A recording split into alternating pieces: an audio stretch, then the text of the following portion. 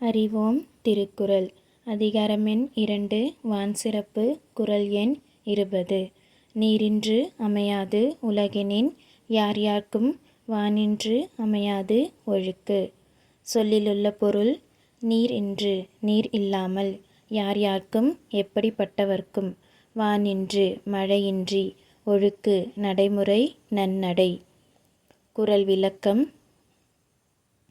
நீர் இல்லாமல் இந்த உலகத்தில் எப்படிப்பட்டவர்களும் வாழ முடியாது. வானிலிருந்து மழை பெய்யவில்லை என்றால் இவ்வுலகின் நடைமுறை மாறி ஒழுக்கமும் கெட்டுவிடும். தெரியவரும் கருத்து: நீர் இல்லாமல் போனால் ஒரு உயிர் கூட வாழ முடியாது. அனைத்து உயிர்களும் வாழ முக்கியமானது நீர்.